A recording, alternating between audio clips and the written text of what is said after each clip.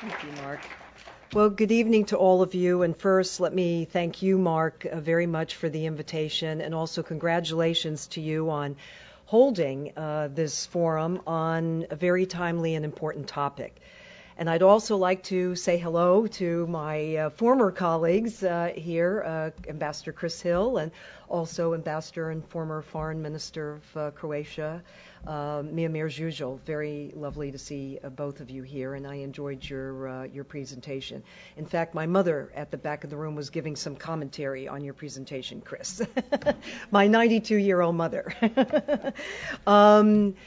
I really am looking forward to engaging you on this topic. And I had told Mark that what I want to do with my half hour is to spend some time talking about the influence of soft power on our foreign policy. What specifically are the impacts in what areas? And I have some examples that I want to give. And then really after that, I really want to use the remaining time, maybe do half and half of our time, to have your questions and to field the range of questions and interests that you have relative to soft power and cultural diplomacy. Let me first begin by saying that the impact of soft power is a very timely and key topic. I remember that when I took the position of Undersecretary of State for Global Affairs, I felt that I really had, in my view, one of the best jobs at the State Department, because this particular position was definitively a job in which you were dealing with a broad range of soft power. And going into that position, actually, there was a report issued by the National Intelligence Council that actually was looking at global trends at that time, 2012, if you can imagine, that's just next year. And specifically, that first in a series of reports issued by the National Intelligence Council talked about how global issues were critical issues which had not been well looked at and examined and evaluated by our policymakers, and that these issues, if not really focused on and neglected, were in the end going to contribute to instability, to chaos, and maybe even an outbreak of conflict in different parts globally. Well, what are the kinds of issues that they were examining? They were looking at issues relative to migration and flows of people. They were looking at some basic environmental issues, like issues of deforestation, issues relative to water and the need for water and the lack of water in some areas, and also water disputes that exist. They also looked at health-related issues. And again, in this area, for example, if left unchecked, could really breed instability and maybe even in conflict in certain countries and in certain regions. That series, starting with the Global Trends 2012, has now been, I would say they've updated this, and I think even they're working on one at present that goes to maybe 2050. But every single series put out by the National Intelligence Council focuses on the imperative of global issues and these global trends. Well, with that backdrop, how does that relate to soft power? All of these issues really, in one sense or another, constitute elements of soft power.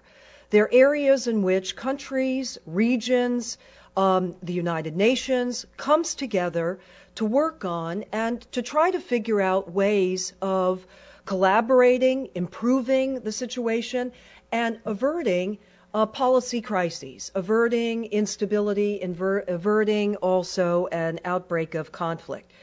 Let me give some examples, and I want to start with, first, the issue of how soft power can improve our bilateral relations.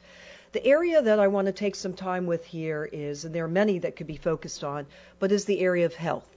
And I also, too, want to join, if I can, Ambassador Chris Hill on his words about Richard Holbrooke. And I want to do that in the context of health. He's very well known for many of his diplomatic successes and feats, and the two of you thinking about the Balkans and the work that you did with him in that area. But one of the areas in which I came to know him, and I don't know how many of you in the room knew this, but he was one of the most outspoken and ardent supporters of dealing with HIV/AIDS. He, in fact, oversaw the Business Health Council, which tapped into the business community and got the business community to contribute, to highlight, to really do work to help combat HIV/AIDS worldwide.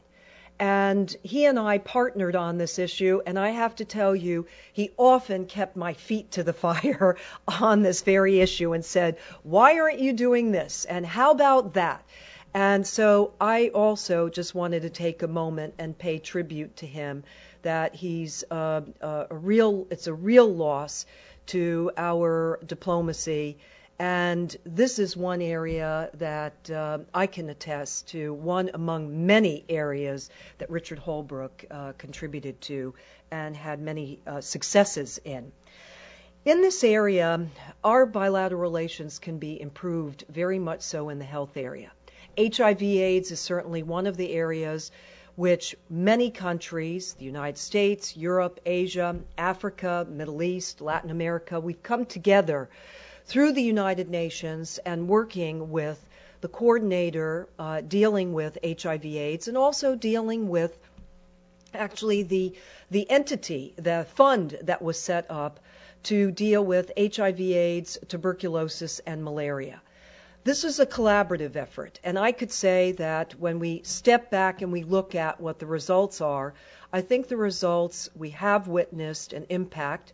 There's more work to be done, but in terms of the data and the statistics, this global collaborative effort on a soft power issue like this has improved and affected people's lives.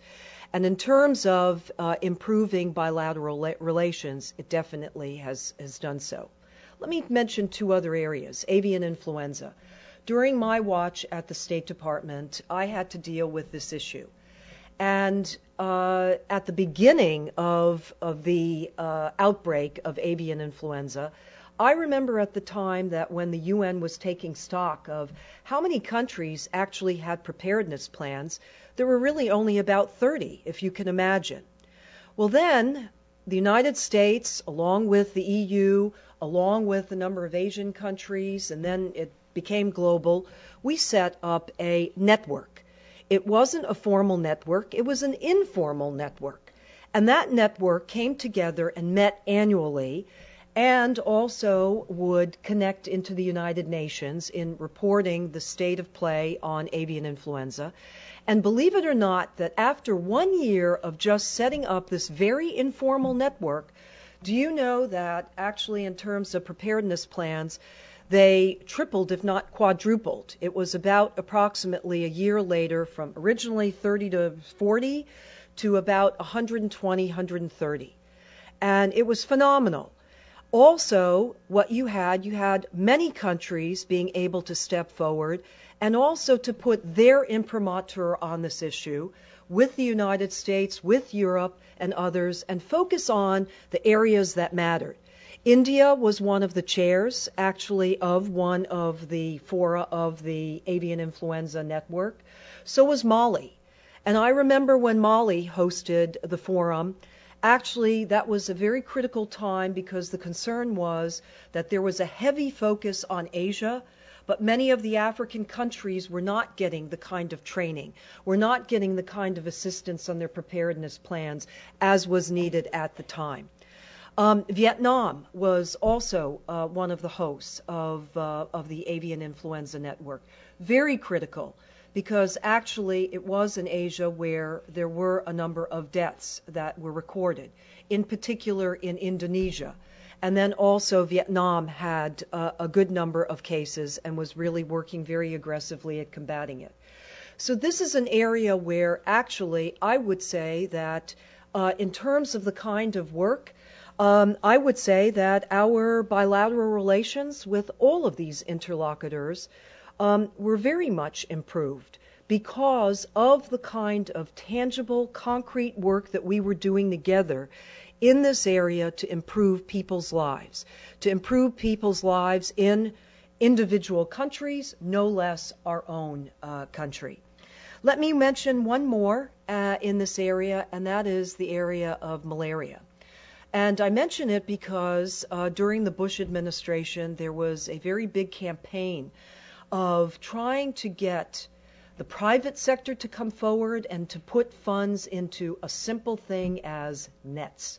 That if nets were purchased and they were gotten to particularly the southern part of Africa, that we would see a marked decrease of malaria.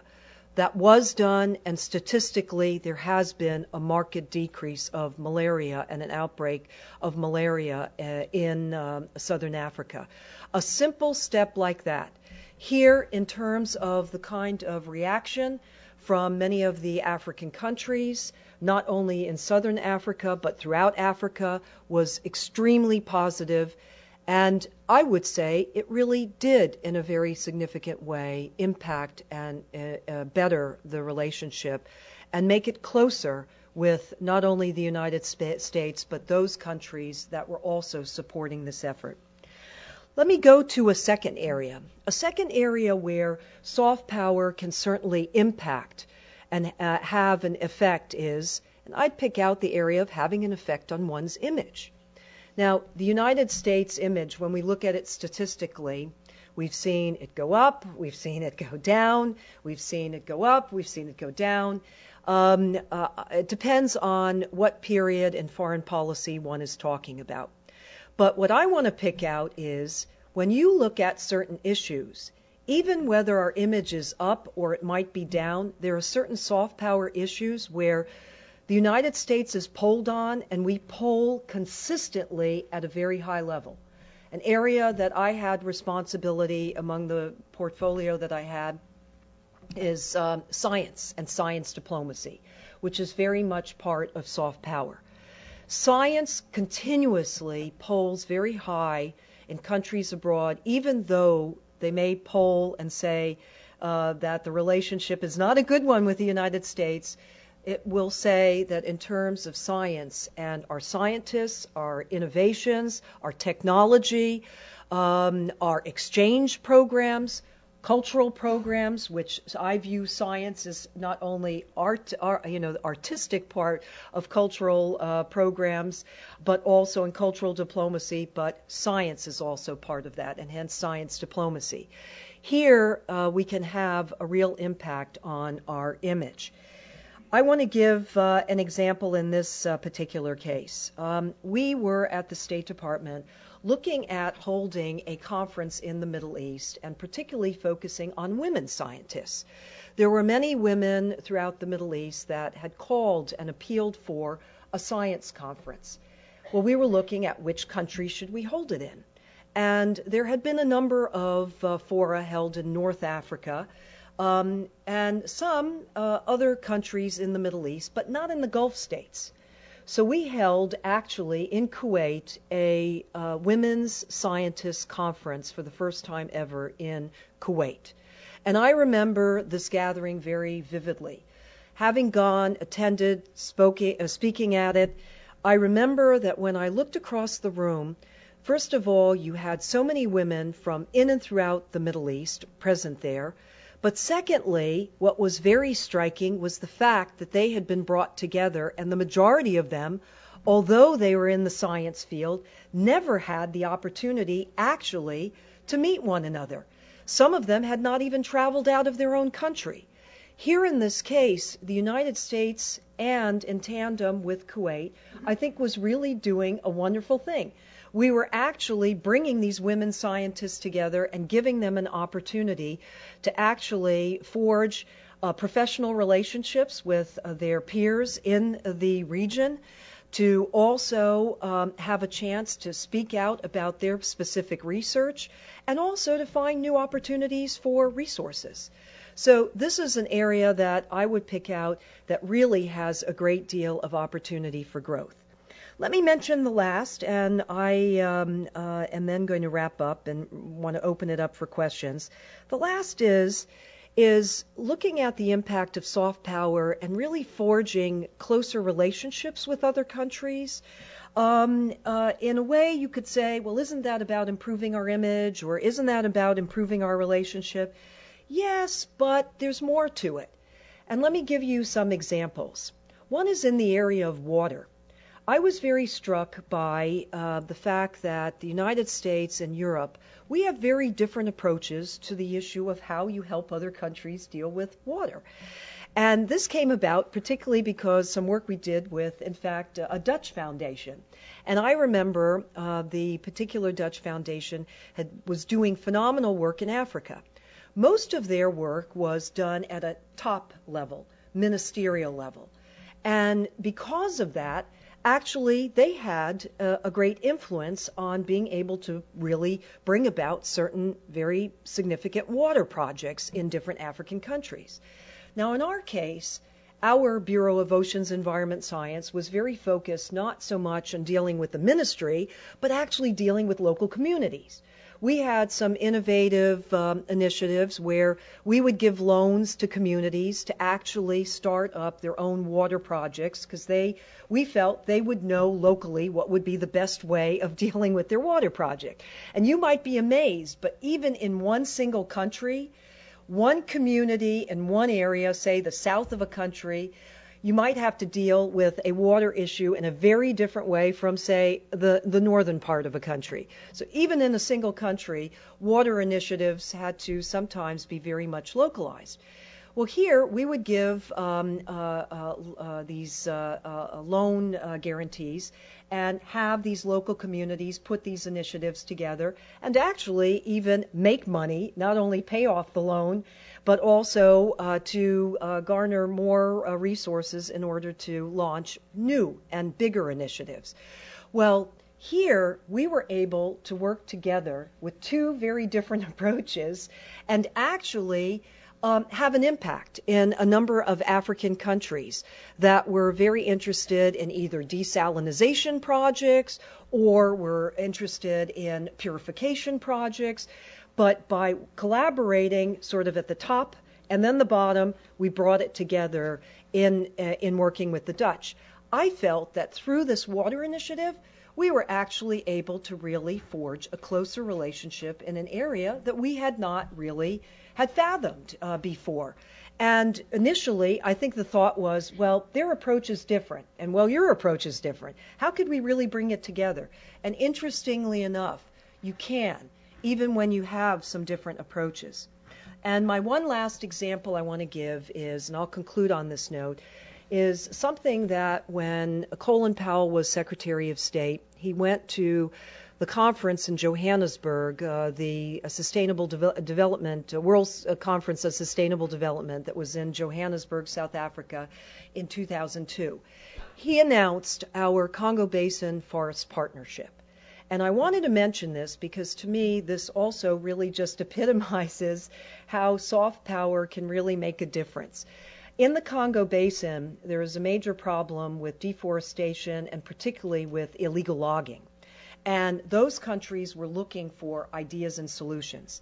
The United States partnered with Japan and also with a variety of European countries, set up this Congo Basin Forest Initiative, and in turn also partnered with a number of businesses and with environmental groups.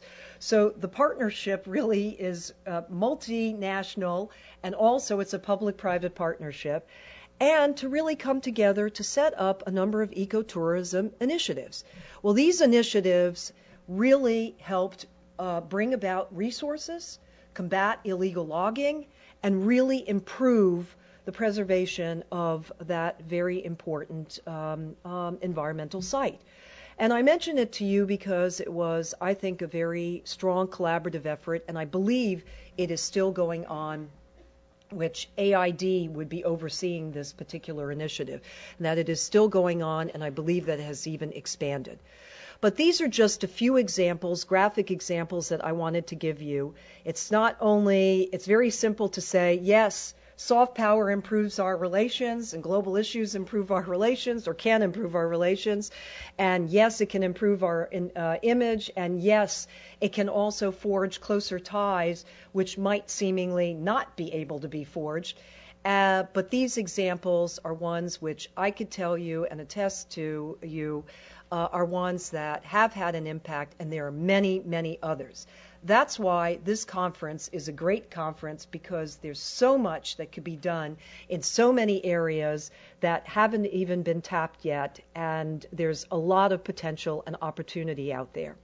Let me end on that note and just say thank you again, and I'm looking forward to your comments and questions that you may have.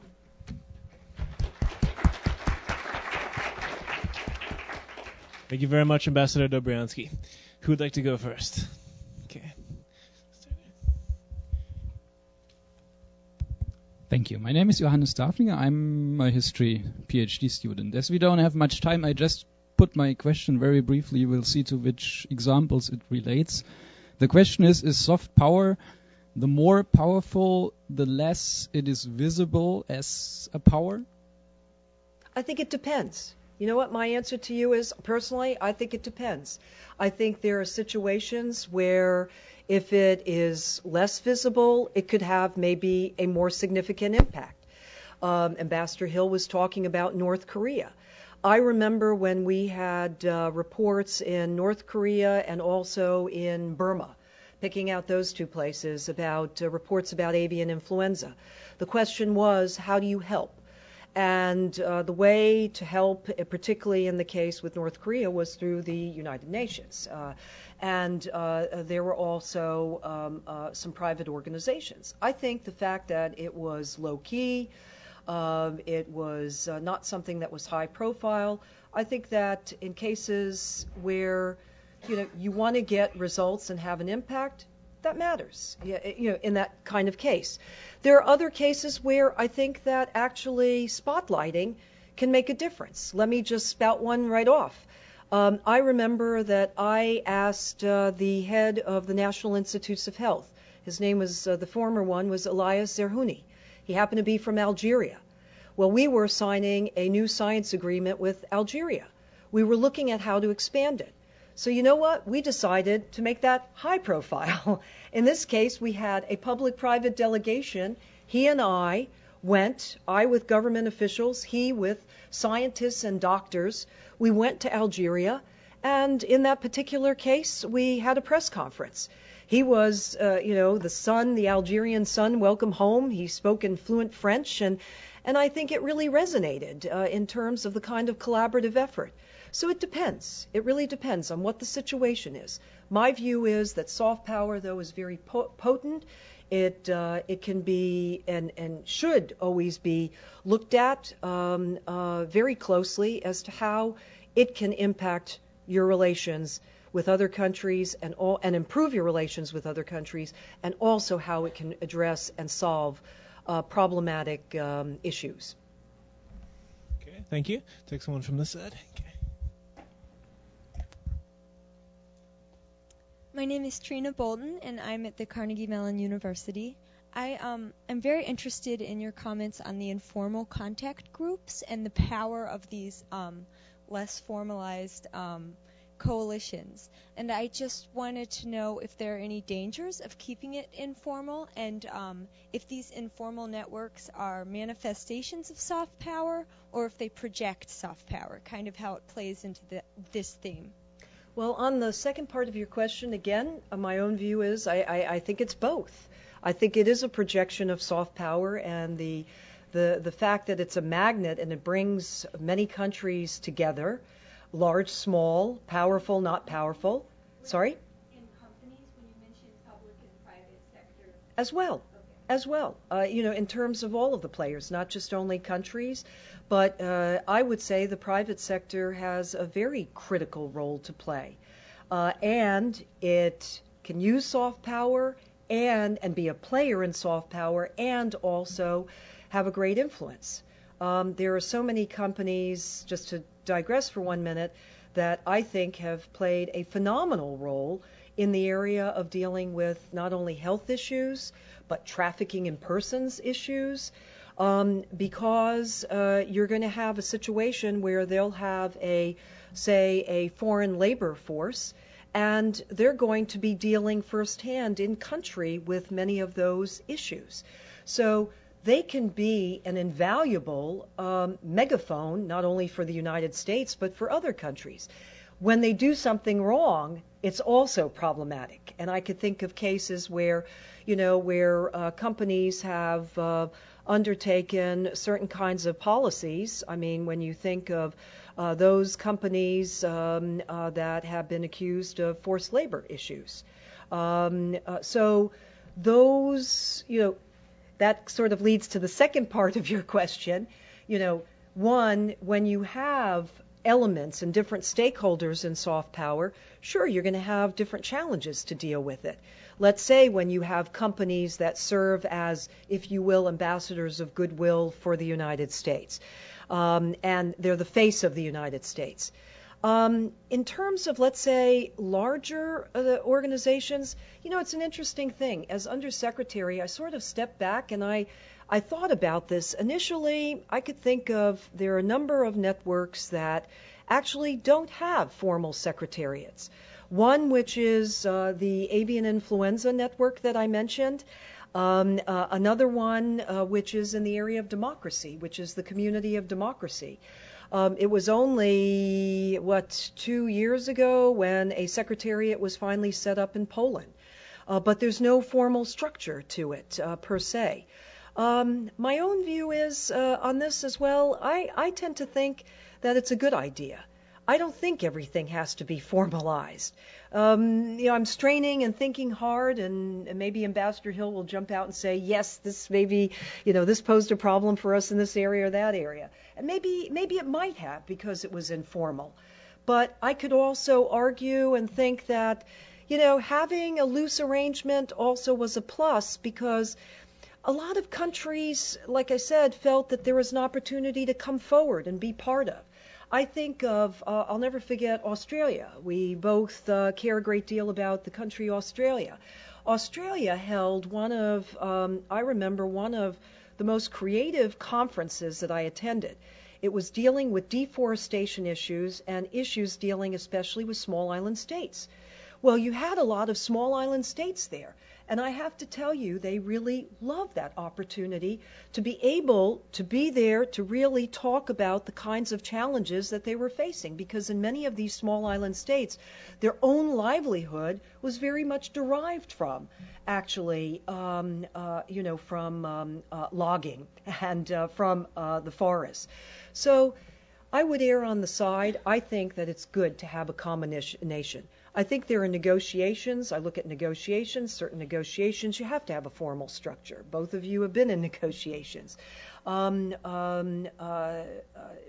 the other hand, in this area, I think that some informal networks also have been very beneficial, not just for us, but also for tackling these kinds of challenging health issues, environmental issues, and they've been advantageous.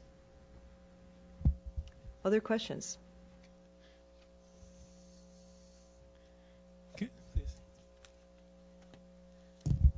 Hello, my name is Julia Imbriaco.